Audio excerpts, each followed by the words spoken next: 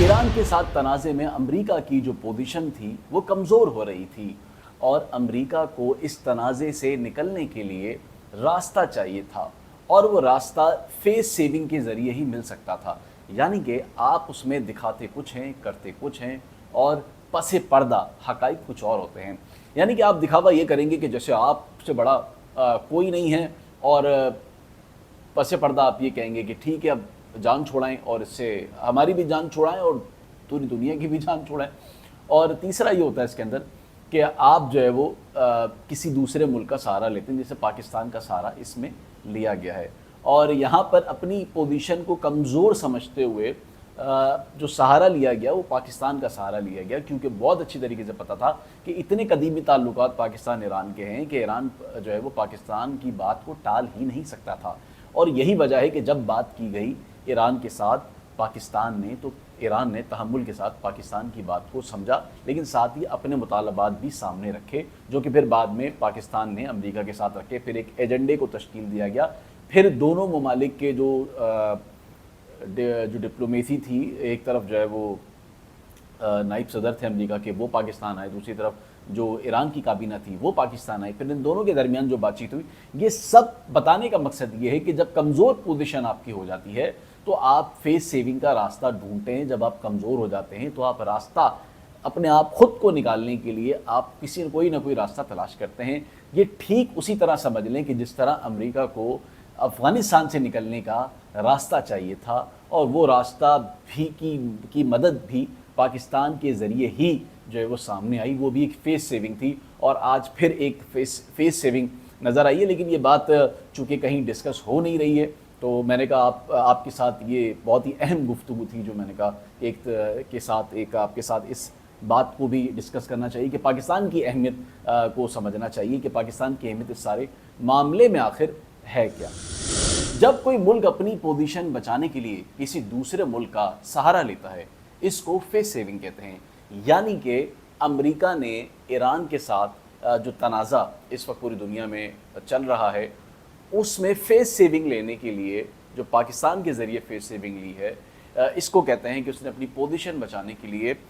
پاکستان کا سہارا لیتے ہوئے فیس سیونگ کر لی، اور اس فیس سیونگ سے امریکہ کو ایک یہ کہہ لیں کہ اپنی بات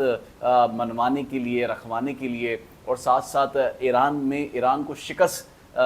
دکھانے کے لیے، اور اپنے ملک میں اپنی پوزیشن برقرار رکھنے کے لیے اپنی فیس سیونگ کو سامنے رکھتے ہوئے پاکستان کی ثالثی امریکہ کے لیے ایک فیس سیونگ بھی ہے۔ اب جو بھی اس وقت ایران اور امریکہ جو تنازع اس وقت چل رہا ہے، یہ ساری چیزیں جو ہے وہ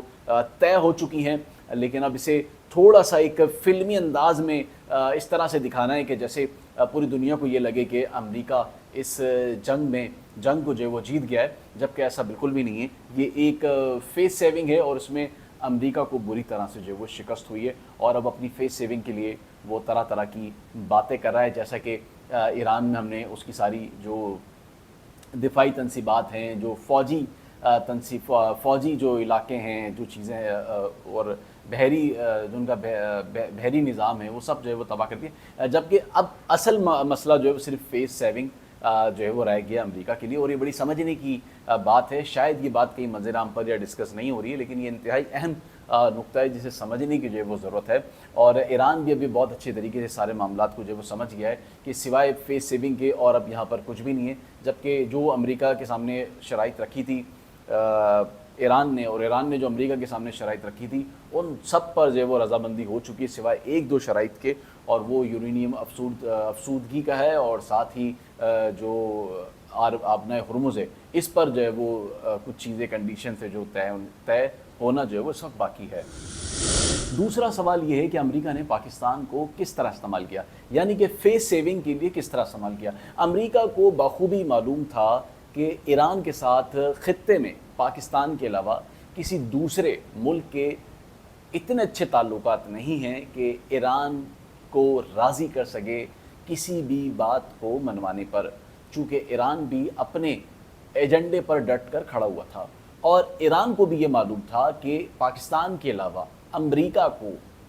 کوئی دوسرا ملک منوانے والا، مطالبات منوانے والا نہیں ہے۔ اس کے پس منظر کو سمجھیں کہ خطے میں ایران کے ساتھ چائنا بھی ہے، ٹھیک ہے، رشیا بھی ہے، ٹھیک ہے، اور اس کے علاوہ یورپی ممالک ہیں جو کہ پہلے ہی پیچھے ہٹ چکے تھے، نہ وہ امریکہ کے ساتھ تھے نہ وہ ایران کے ساتھ تھے۔ اس کے علاوہ اگر آپ بات کریں کہ عرب ممالک کی، تو عرب ممالک چونکہ ایران کے ساتھ کہیں نہ کہیں مخالف دکھائی دے رہے تھے، لیکن پاکستان کے ساتھ تو مخالف نہیں تھے۔ پاکستان کے دبئی کے ساتھ، پاکستان کے عمان، قطر، کویت، ان سب کے ساتھ بھی پاکستان کے تعلقات اچھے ہیں۔ پاکستان کے تعلقات چائنا کے ساتھ بھی اچھے ہیں، ترکی کے ساتھ بھی اچھے ہیں، لیکن ٹھیک ہے پاکستان کے تعلق سب کے ساتھ اچھے ہیں، لیکن کوئی بھی سپر پاور یعنی کہ امریکہ کے ساتھ اس نوعیت پر بات نہیں کر سکتا تھا کہ اسے اپنی کسی دوسرے ممالک کی ثالثی میں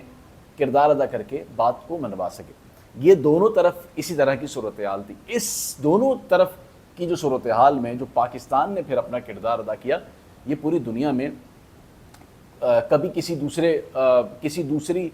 دوسری مثال نظر نہیں آتی ہے۔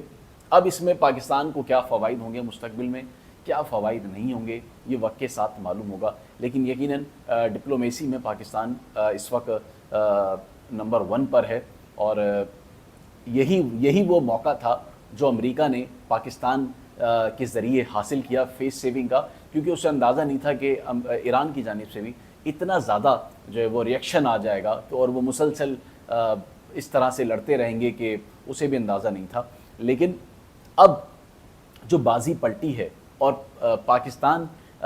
نے ایک سپر پاور کے لیے ثالثی کا کردار ادا کیا اس کی فیس سیونگ کے لیے، تو اس سے پاکستان کی امریکہ کی نظر میں اہمیت اور زیادہ بڑھ گئی ہے، عرب ممالک کی نظر میں بھی بہت زیادہ اہمیت بڑھ گئی ہے۔ اس کے علاوہ اگر آپ بات کریں یورپی ممالک کی، تو اس میں بھی پاکستان کی اہمیت بہت زیادہ بڑھ گئی ہے، اور ایران کے ساتھ بھی پاکستان کے بہت ہی پرانے قدیمی تعلقات ہیں، پھر